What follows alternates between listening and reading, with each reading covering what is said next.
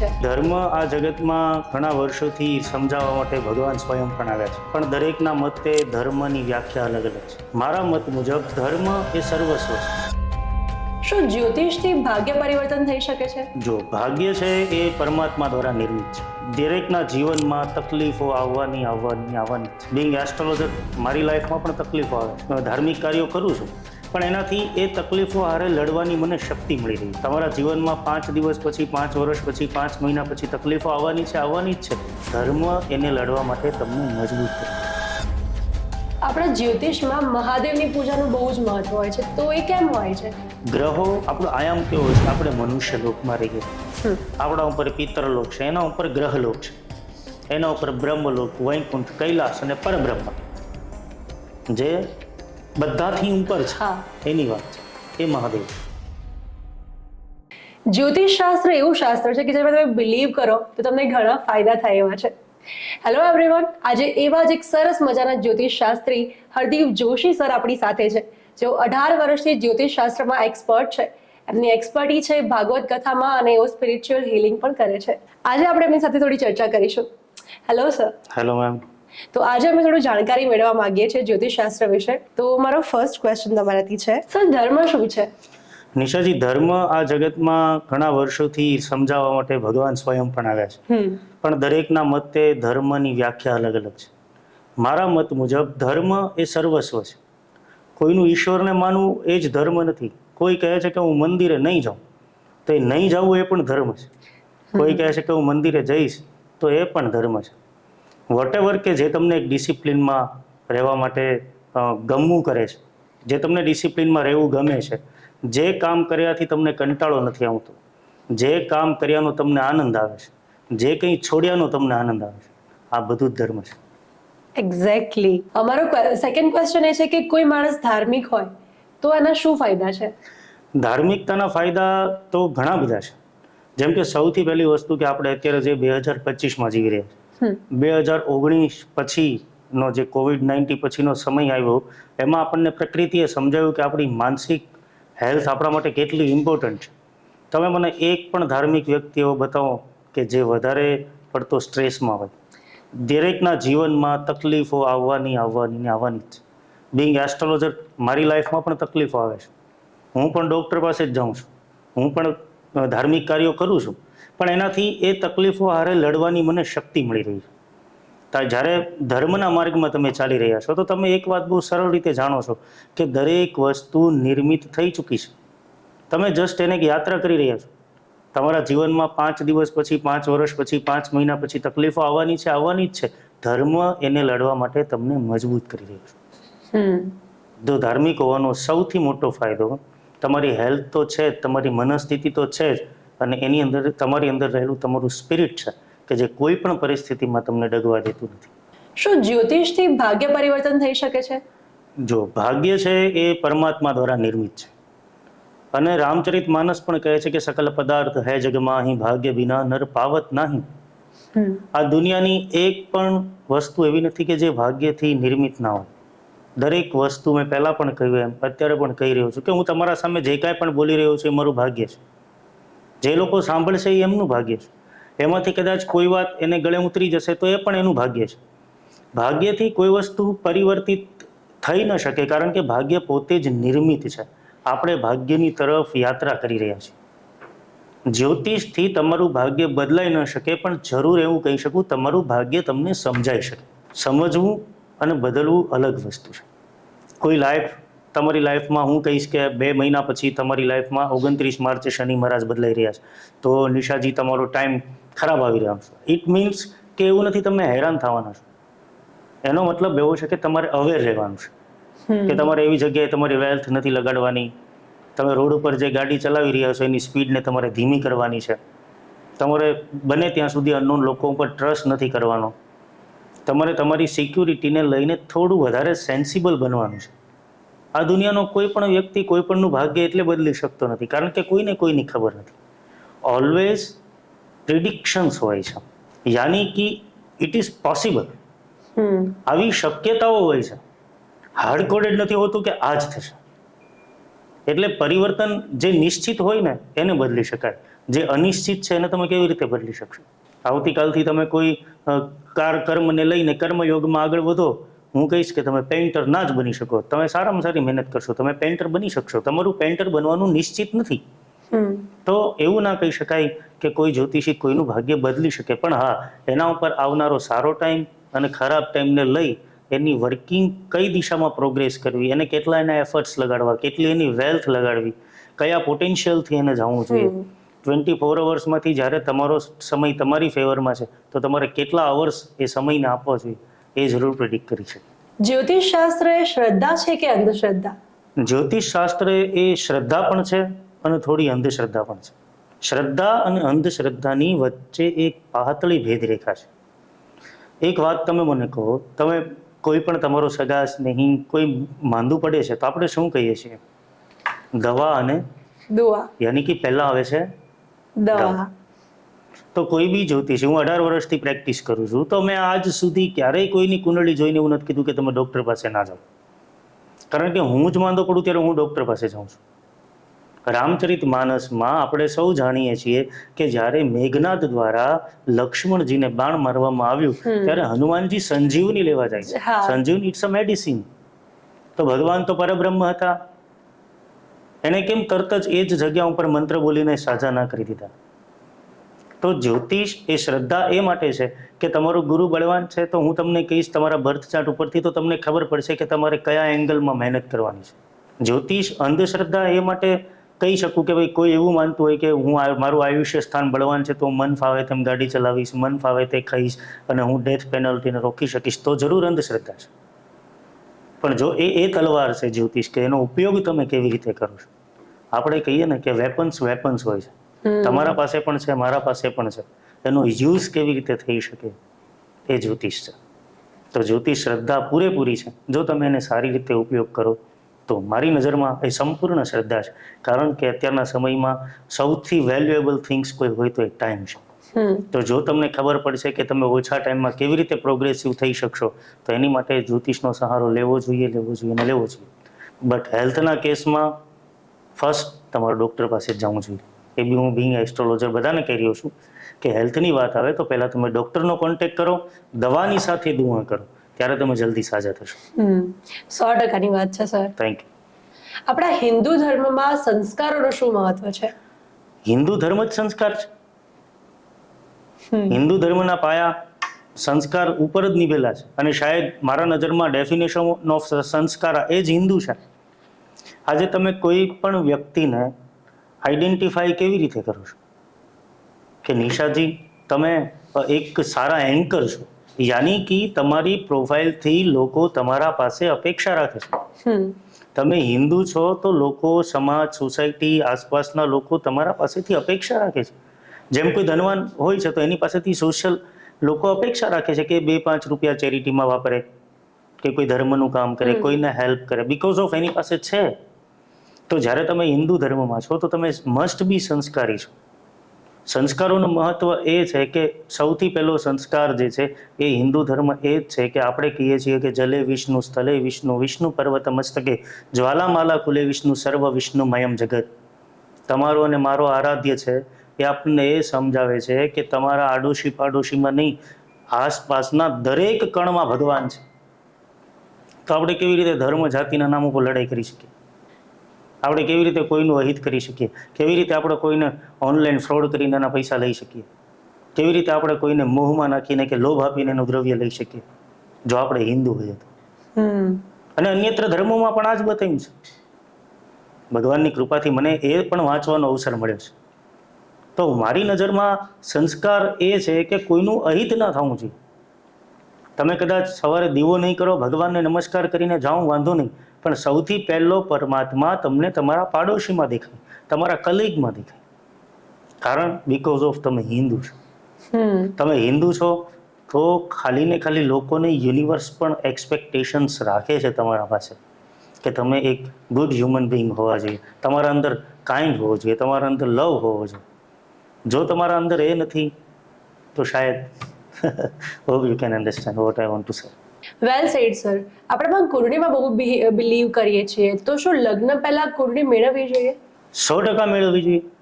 એનું કારણ છે કે આપણે કુંડલી આપણી જે છે, તમારા હાથમાં તમારો બર્થ ચાર્ટ છે, એ તમારા પૂર્વજન્મનું સર્ટિફિકેટ છે. એક વાત વિચારો નિશાજી, કે અમદાવાદમાં કેટલા બધા સ્ટુડિયો છે, છતાં હું અહીંયા બેઠો છું. અમદાવાદમાં કેટલા બધા એન્કર છે, શાયદ મારા મોબાઈલમાં બી એવા લોકોના નંબર છે, જી, છતાં તમે ત્યાં બેઠા છો. આટલા વર્ષોમાં આજે જ હું તમારા સામે આટલા વાગે જ કંઈક તમારા સવાલનો જવાબ આપવાનો પ્રયત્ન કરી રહ્યો છું. એનો મતલબ કે ક્યાંક ને ક્યાંક આપણે એકબીજાની સાથે પાસ્ટ લાઈફથી જોડાયેલા છે. પાસ્ટ લાઈફને સાયન્ટિફિકલી પ્રૂવ કરવામાં આવ્યું છે. ઇન્ડિયાની બહારના દેશોએ પાસ્ટ લાઈફ ઉપર કામ કર્યું છે. અને આજે બી તમારી લાઈફમાં તમને જે ફોબિયાસ છે, તમારા પાસ્ટ લાઈફ રિગ્રેશન્સ છે. It's scientifically prove. હું ઘણા સાયક્રેટિસ્ટો સાથે આની ચર્ચા કરી ચૂક્યો છું. તો તમારો સર્ટિફિકેટ એ પાસ્ટ લાઈફનું સર્ટિફિકેટ છે. પાસ્ટ લાઈફમાં તમારું જે કર્મ હતું એને એકોર્ડિંગ તમારો સ્વભાવ, તમને જે જોઈતું હતું, પરમાત્મા બહુ દયાળુ છે, તમે એના પાસે જે માંગ્યું એ એણે તમને આપ્યું છે. હા, એ વાત બી સાચી છે કે પરબ્રહ્મને સારું ખરાબ ખબર નથી, એ ન્યુટ્રલ છે. તમે જે માગ્યું એ સારું તો સારું, તમે જે માગ્યું એ ખરાબ તો ખરાબ, એ તમને મળી રહ્યું છે. માનો કે તમારી પૂર્વજન્મની યોનિ અત્યારે માટે માની લો કે માનવ યોનિ છે. હવે તમારા માટે જે સોલમેટનું ચાર્ટ આવ્યું છે, એની પૂર્વજન્મની યોનિ એ રાક્ષસ યોનિ છે. એક મિનિટ માટે માની લો, યાની કે એ પાસ્ટ લાઈફમાં એના કર્મના આધારે એ છપાઈને આવ્યું છે as per Bhrigu Samhita. It's approve by German university કે આ પૂર્વ યોનિમાં આ હતા. હવે મનુષ્ય અને દૈત્ય આ બંનેને તો કે 70% મેચ છે, 30% નથી.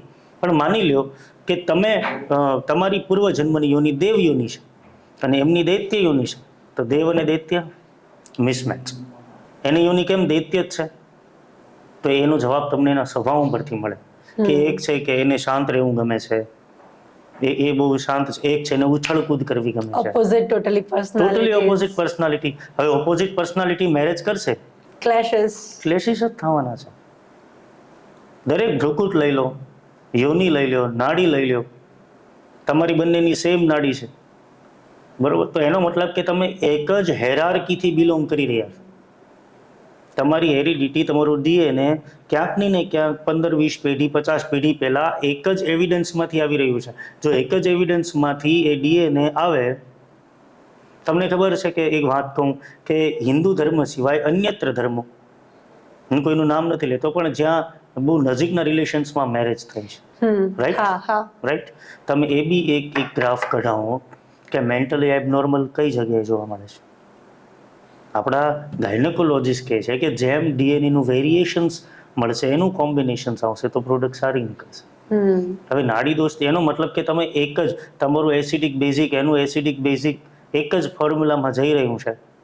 બંને અગ્નિ તત્વથી આવો છો તો તમે કેવી રીતે આગળ બાળકને જન્મ આપી શકશો?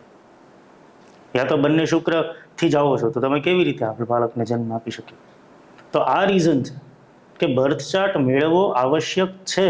પણ એ બી કહું કે બેઝડ ઓન બર્થ ચાર્ટ કદી કોઈ પાત્રને રિજેક્ટ બી ના કરવું જોઈએ. કારણ કે તમારું એ ડીએનએ 15 પેઢી પહેલાનું હશે તો એ ડે બાય ડે એ મંદ થતું હશે. તો એના સ્પિરિચ્યુઅલી રેમેડીઝથી તમે એને સોલ્વ કરી શકો છો. તમને કોઈ જેન્યુન પાત્ર મળ્યું છે, તમારું મન મળી રહ્યું છે, ખાલી ને ખાલી કુંડળીના કારણે, તો કોઈ સારા એસ્ટ્રોલોજર, કોઈ સારા ભૂદેવને મળી એને પ્રોપર સોલ્યુશનથી કામ કરો, તમને એના રિઝલ્ટ બહુ સારા મળે છે.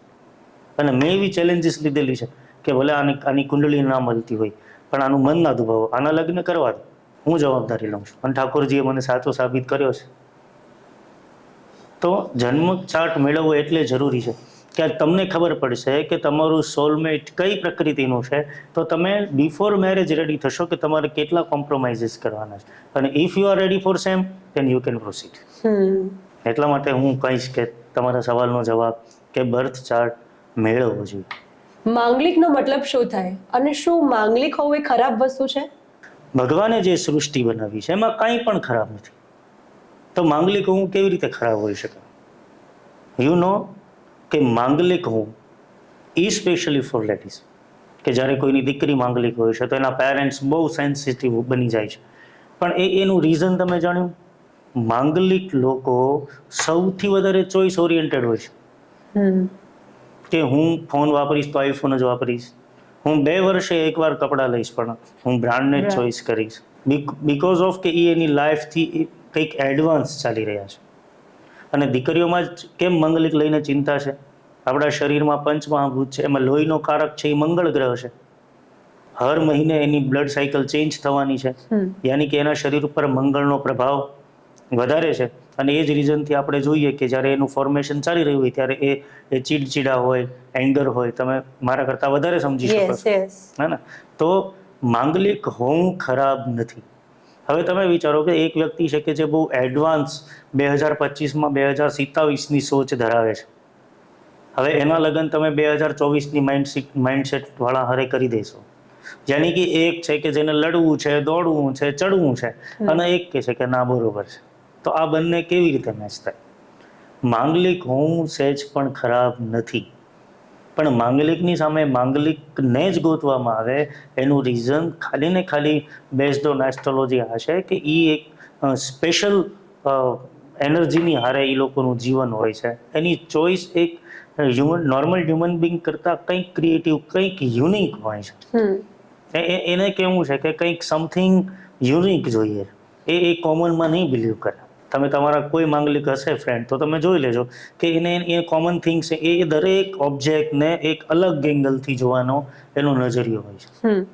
તો આ રીઝનથી માંગલિક હોવું ખરાબ નથી, પણ હા એ જરૂર કહું છું કે જ્યારે માંગલિક હોય તો એક કથા એવી બી છે, લોકવાયકા છે અને સાચી બી છે કે 27 વર્ષ પછી જ એના લગ્ન દીકરીના કરવા. શું લેવા? તો કે 27 વર્ષ સુધી એક ક્વિક ડિસિઝન હોય છે એનું, એટલા બધા ફાસ્ટ ગ્રોઈંગ હોય છે, એ એટલા બધા એડવાન્સ હોય છે, ડિસિઝન ફટ લઈ લે છે. એનામાં એ રિલેશન્સની વેલ્યુઝ ડેવલપ નથી થઈ હોતી. તો 27 વર્ષે મંગળ મંદ પડી જાય કુંડળીમાંથી, પછી એના લગ્ન કરવામાં આવે, જેથી એ થોડું એડજસ્ટ કરી. મંગળવાળા લોકો એડજસ્ટ નથી કરતા, જે નહીં ફાવે તો નહીં ફાવે, રાઈટ? તો મંગળ દોષ, એનું દોષ તો જ કહી શકાય, પણ હું એવું મારી નજરથી એવું કહું કે એક મને તો ભગવાનમાં હું બિલીવ કરું છું, મને કંઈ ખરાબ નથી લાગતું. એટલે હું એવું કહીશ કે એ ખરાબ નથી, પણ હા જેના માતા પિતા અથવા તો જે વ્યક્તિની કુંડળીમાં મંગળ હોય, જેના સંતાનની કુંડળીમાં મંગળ હોય, એ લોકોએ સામે માંગલિક કુંડળી મળે અથવા તો શનિવાળી કુંડળી મળે આવું પ્રાધાન્ય રાખવો જોઈએ. કુંડળીમાં આવતા દોષોની મનુષ્ય ઉપર શું અસર પડતી હોય છે? જો મેં હમણાં આપણે મંગળ દોષ વિશે ચર્ચા કરી, તો કુંડળીના દોષો માની લ્યો કે શ્રાપિત દોષ ફોર એક્ઝામ્પલ, તો એ શ્રાપિત દોષ કેમ કોઈ એક્સ વ્યક્તિની કુંડળીમાં જ આવ્યો, બધાની કુંડળીમાં ના આવ્યો? કાલ સર્પ દોષ કેમ કોઈ એક્સ વ્યક્તિની કુંડળીમાં જ આવ્યો? શ્રાપિત દોષ યાની મેં પહેલાંય કીધું એમ, અને હું વારે ઘડી આ જ વાત સમજાવવાનો પ્રયત્ન કરું છું કે તમારી પાસે એ જ છે જે તમે વાવીને આવ્યા છો. શ્રાપિત દોષ ક્યારે જન્મ્યો? કે તમને કંઈ મળ્યું હતું, તમે એની કિંમત કરી નથી. માનો કે કોઈ વ્યક્તિ છે, પુરુષ છે, એની કુંડળીમાં સપ્તમ સ્થાનમાં શ્રાપિત દોષ છે જીવનસાથી ભાવમાં, અને એને જીવનસાથી મળવામાં તકલીફ થઈ રહી છે. તેનું રીઝન ક્યાંક નહીં ને ક્યાંક એવું છે કે હવે અત્યારે જે વ્યક્તિ, તમે 1 મિનિટ માટે કાર્મિક જસ્ટિસ ઉપર આપણે બંને ચર્ચા કરી કે કોઈ વ્યક્તિ છે, એના સરસ લગ્ન થયા છે, એની પત્ની બહુ સારી છે, એના બધા ધર્મ સરસ રીતે નિભાવી રહી છે, એમ છતાં એની પત્નીને દારૂ પીને મારે છે, તો તે શ્રાપિત નહીં થાય એની પત્નીથી? આ જન્મમાં એને આવું કર્યું એટલે એની પત્નીથી શ્રાપિત થયો. બીજી વાર જન્મ્યો ત્યારે ભગવાને કીધું કે જે વાત મેં તને મારી ઈચ્છાથી સારામાં સારી આપી હતી, બટ તને એની વેલ્યુ નથી, તો હવે you have to value of the things. તો હવે તારે એની વેલ્યુ કરાવવા માટે તારે રાહ જોવી પડશે. તમને કોઈ સીધું મળી જાય તો એની વેલ્યુ થતી નથી. તો આ શ્રાપિત દોષ છે. કાલ સર્પયોગ કેવી રીતે થાય? રાહુ અને કેતુ બધા જ ગ્રહોને ગળી જાય. આપણા બ્રહ્માંડમાં પહેલા 7 વારના 7 જ ગ્રહો હતા.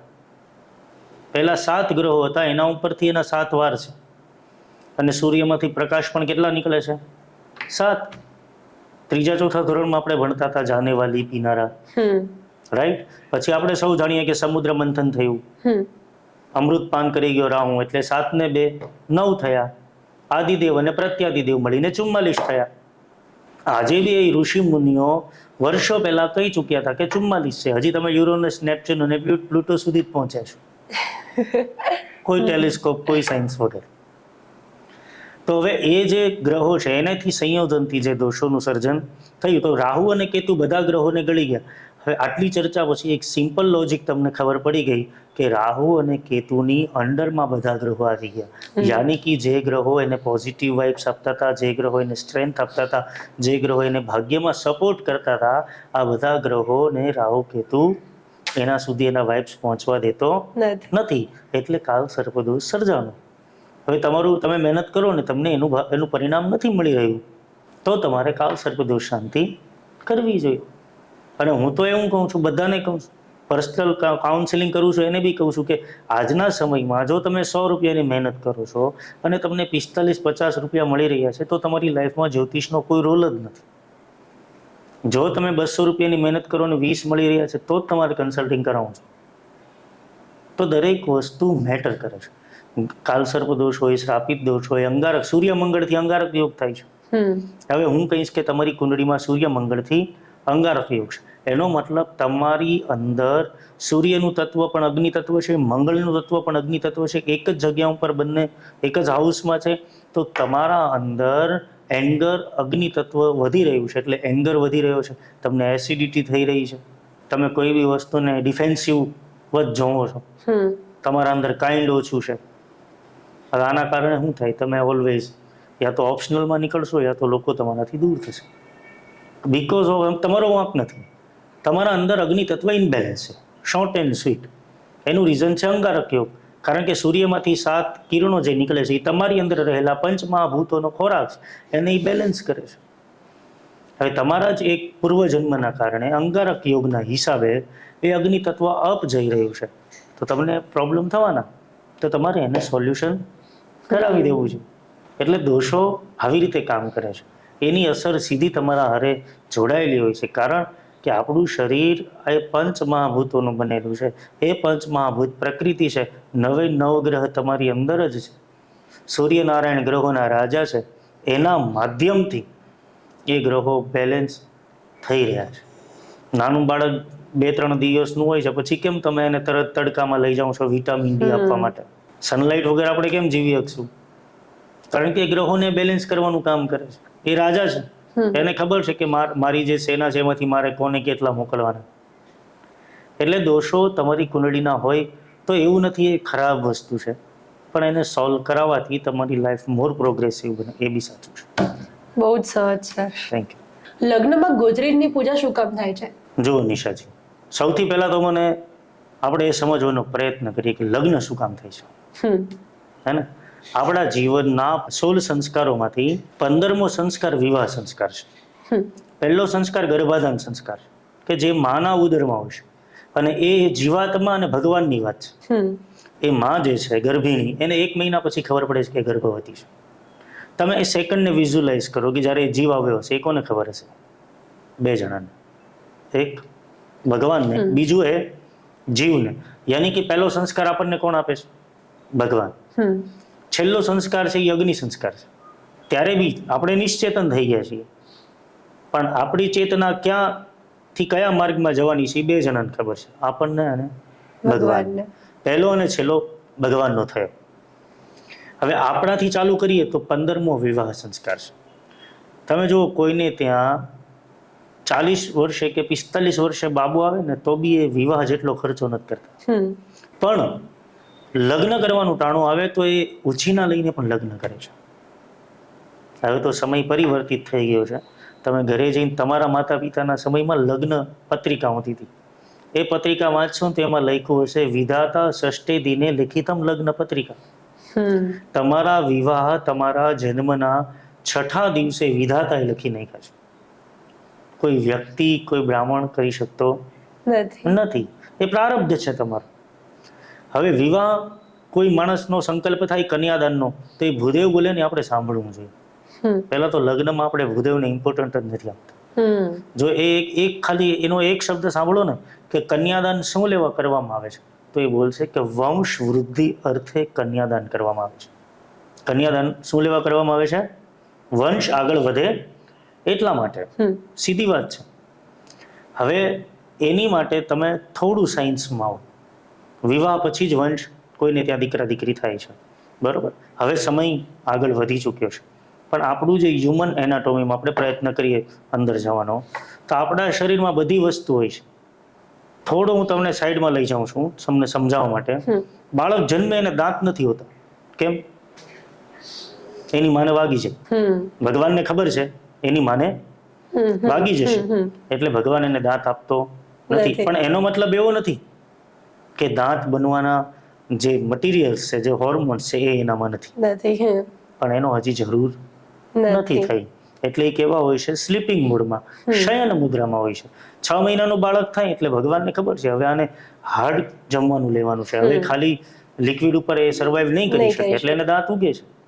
ભગવાનને એ પણ ખબર છે હજી હાલતા શીખો નથી, પડી ગયો તો આખી જિંદગી મોખું થઈ જશે, એટલે ભગવાન એને કાચા દાંત આપે છે.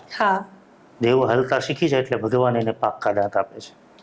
વંશ કેવી રીતે આગળ વધારવો, એના હોર્મોન્સ આપણા શરીરોમાં હોય જ છે, પણ એ ખરેખર એ આપણા શાસ્ત્ર મુજબ વિવાહ પહેલા એને શયન મુદ્રામાં રાખવામાં આવે છે. ગોત્રીજ પણ 24 હોય છે, તમારી અંદર રહેલા જીનેટિક્સ પણ 24 હોય છે. બેની સંખ્યા કેમ 24 જ છે? ડીઓક્સી રિબોઝોમ ન્યુક્લિક એસિડ, એની અંદર 2 ડીએનએ હોય છે, XX XY. તો એ શયન મુદ્રામાં હોય છે. આથી એની પૂજા કરવામાં આવે, એને એક્ટિવેટ કરવામાં આવે છે. એટલા માટે ગોત્રીજની ગોત્રામ વર્ધયતે, જે તમારા કુળને આગળ વધારે, એ ગોત્રીજ છે. હમણાં જ અમારી એક ગાયનેકોલોજીસ્ટ ડૉક્ટરની સાથે ચર્ચા હતી. એ બેન મને એવું કહેતા હતા કે હમણાંથી હરદેવભાઈ એક સમય હતો નિશાજી, જો તમને ખબર હોય તો 20 વર્ષ પહેલા કોઈને ત્યાં સંતાન ન થાય અને એ કોઈ ડૉક્ટરનો કન્સલ્ટ કરે ને તો લોકો એને ગલત નજરથી જોતા, અને આજે બહુ નોર્મલ થઈ ગયું છે. યસ, કે તમારે જ્યારે બેબી પ્લાનિંગ કરવું છે તો you must have to consult the doctor. જો કે એમાં ખોટું બી નથી, પણ એનું સ્પિરિચ્યુઅલ રીઝન તમને કહું તો લોકો વિવાહ પછી એક લાંબો ગેપ લે છે, 3 વર્ષ 4 વર્ષ. આનું રીઝન છે કારણ કે એને એક્ટિવેટ કર્યા, પણ એની પાસેથી એનું પરિણામ જે નિશ્ચિત સંકલ્પનું હતું એ ન લેવાનું, એટલે ફરી સ્લીપિંગ મોડમાં વયા ગયા. એટલા માટે એને એક્ટિવેટ કરવામાં આવે છે કે તમારે ત્યાં દિવ્ય સંતાનો. એટલે મારો કહેવાનો મતલબ એવો નથી કે તમારે ગેપ ન રાખવો જોઈએ, હું પણ એની એક નિશ્ચિત માત્રામાં રાખવો જોઈએ. તમે આજે વિવાહ કરો છો, 5 વર્ષ પછી સંતાન પ્લાન કરશો તો તમારે મસ્ટ બી એસ્ટ્રોલોજર પાસે જવું પડશે અને કન્સલ્ટ કરવા જવું પડશે. અને હવે આને તમે એક ટ્રાન્સપરન્સ વેથી તમે વિચારો, એક ફૂલી ટ્રાન્સપરન્સીથી. તમને લાગે છે કે એ કાર્ય વિવાહ પછી શીઘ્ર થાય અને 5 વર્ષ પછી થાય, એમાં કેટલો ડિફરન્ટ આવે? તો આપણો ધર્મ છે ઓલવેઝ એક સાયન્ટિફિક રહ્યો છે. Everything behind logic. એક પણ વસ્તુ નિશાજી લોજિક વગરની નથી, પણ આપણને આવામાં રસ નથી. આપણને તો તાવ આવે તો દોરો બાંધી દઈએ. તો આના માટે ગોત્રીજની પૂજા કરવામાં આવે છે. આના માટે એ કન્યાને સજાવવામાં આવે છે, કારણ કે શ્રીધર રૂપી વર અને લક્ષ્મી રૂપીની કન્યા. તમારા વિવાહ થશે અથવા તો થઈ ગયા હશે, બાકી છે? અરે વાહ! તમારા વિવાહ થશે ત્યારે તમારા મધર તમને પગે લાગશે, તમારા ફાધર પગે લાગશે, કારણ કે એ એના માટે નિશા નથી, એ સાક્ષાત લક્ષ્મી છે. શ્રીધર રૂપી વર. આ દુનિયામાં કોઈ તમને ગમતું ટી શર્ટ તમે કોઈને નથી આપતા, હું દીકરી આપી દઉં, પણ તમારા પિતા તમારી માતા એ તમારા પાત્રને નહીં, એની અંદર રહેલા નારાયણને એની દીકરી આપી રહ્યા છે. શ્રીધર રૂપી વર, કન્યા તો નારાયણને અર્પણ થાય છે. તો આ બધી વસ્તુ એક લોજિકલ છે, એની પાછળ સાયન્સ રહેલું છે, એની પાછળ લોજિક રહેલું છે. Thank you. વાહ સર, નાડી દોષ શું છે? મેં આના પહેલા બી આપણે હમણાં જ ચર્ચા કરી કે નાડી દોષ કે આદિ નાડી, મધ્ય નાડી, અંત્ય નાડી, તો બી એક જ નાડી બે અલગ અલગ એવિડન્સથી તમે લેવામાં આવશે.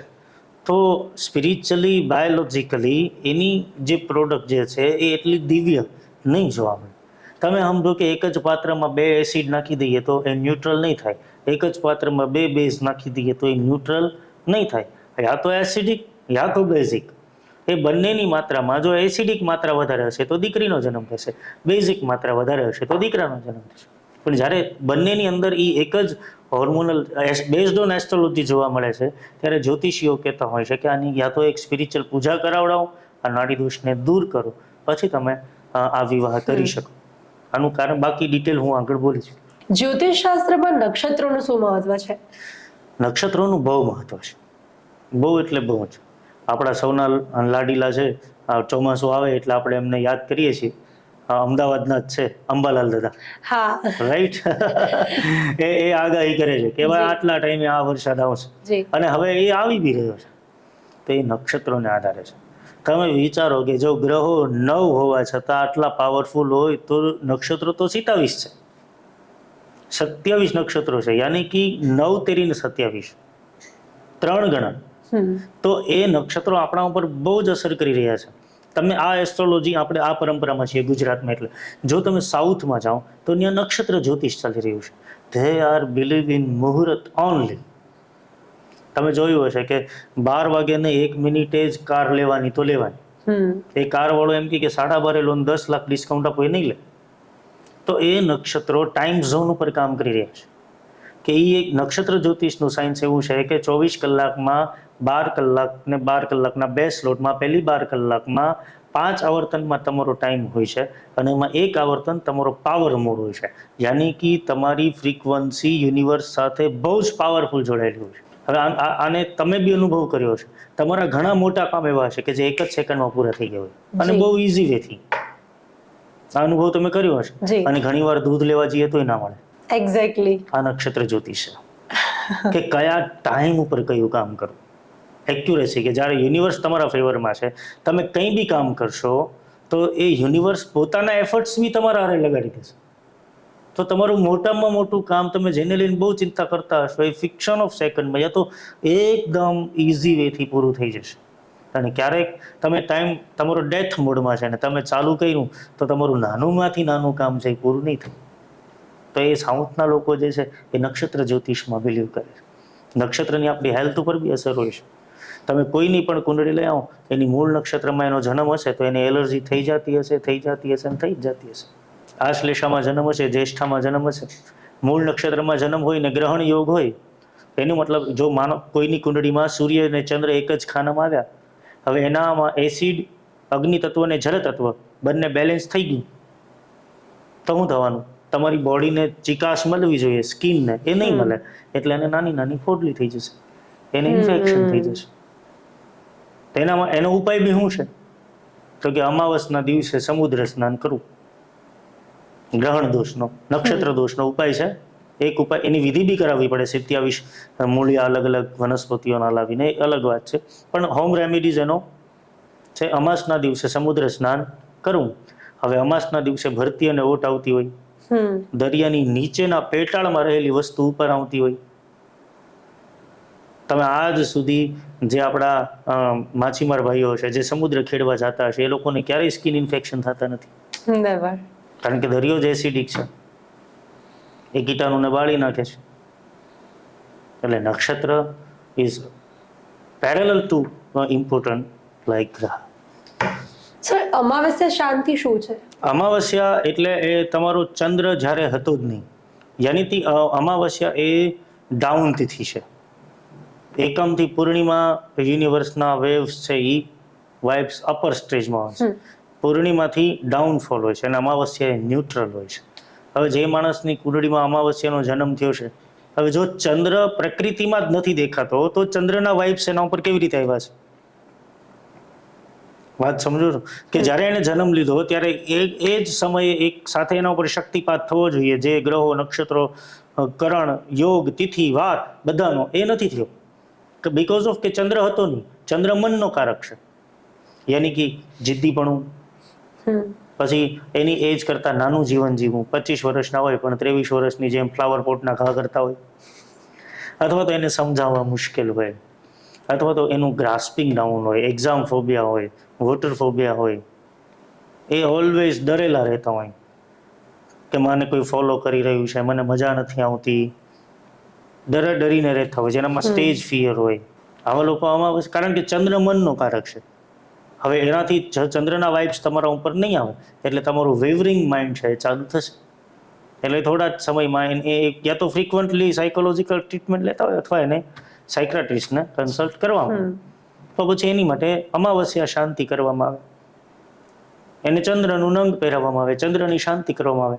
તો કે એનું કારણ તો કે જ્યારે ચંદ્ર હોય છે ત્યારે નોર્મલ લોકો કરતા એને વધારે ઈ વાઇબ્રેશનની જરૂર છે, ઈ વેવ્સની જરૂર છે. જો એની આગળ એનો ઓબ્જેક્ટ છે તો એના ઓબ્જેક્ટનું કામ છે કે એના બોડીને અને ચંદ્રને વચ્ચે ટ્રાન્સમીટરનું કામ કરશે.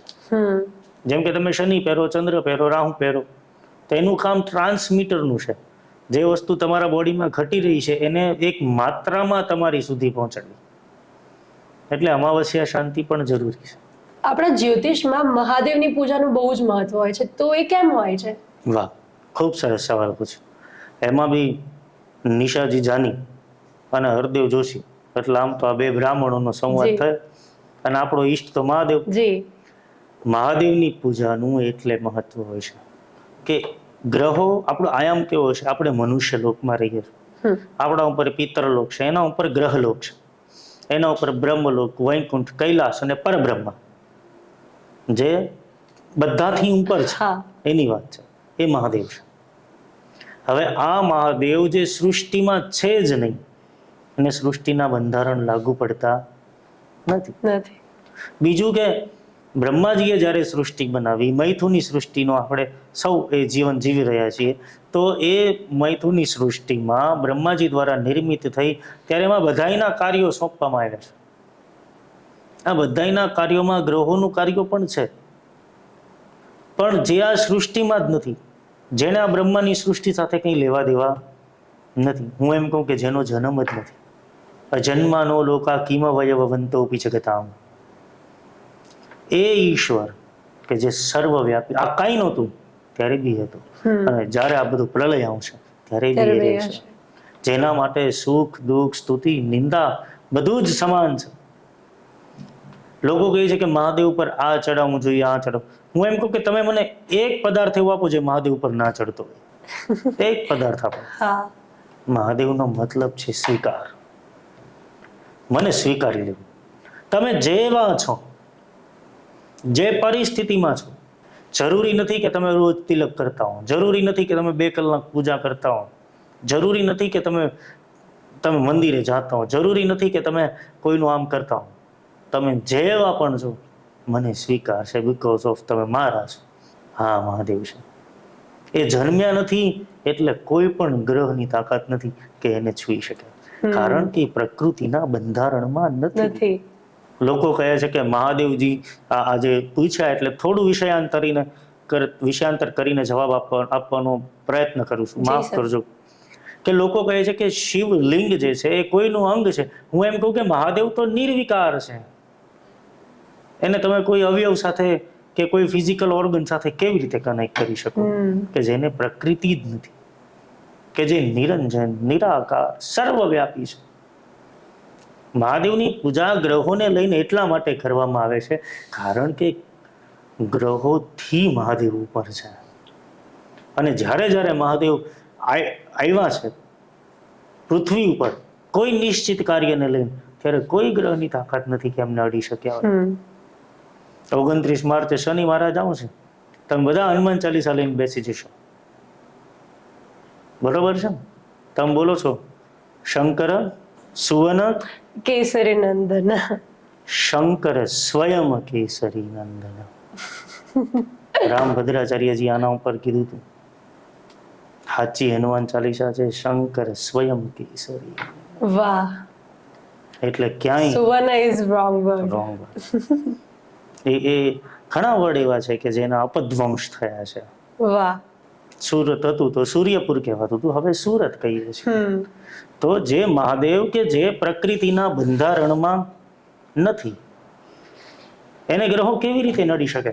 હવે તમારે ન્યાય જોતો હોય ત્યારે કોઈ એવા પાસે જવું પડે કે જેને તમારા સાથે પણ ન્યાય કરે અને એ કોઈના પક્ષમાં ના હોય. અને આજ સુધીનો રેકોર્ડ છે, જેટલા રાક્ષસોએ વરદાન લીધા યા તો મહાદેવ પાસેથી લીધા છે યા તો બ્રહ્માજી પાસેથી લીધા. તો એ રાક્ષસોને પણ વરદાન આપી દેતા હોય, એનો મતલબ કે એના માટે એના હૃદયમાં પણ કારુણ્ય ભાવ છે. આ મહાદેવ છે. એટલે ગ્રહો પણ મહાદેવના ભક્ત છે. એટલે આપણે ગ્રહોની પૂજા મહાદેવને અર્પણ કરીએ છીએ, જેથી એ ગ્રહો આપણી સાથે, આપણી ભાષામાં કહું તો ફ્રેન્ડશિપ કરી દે.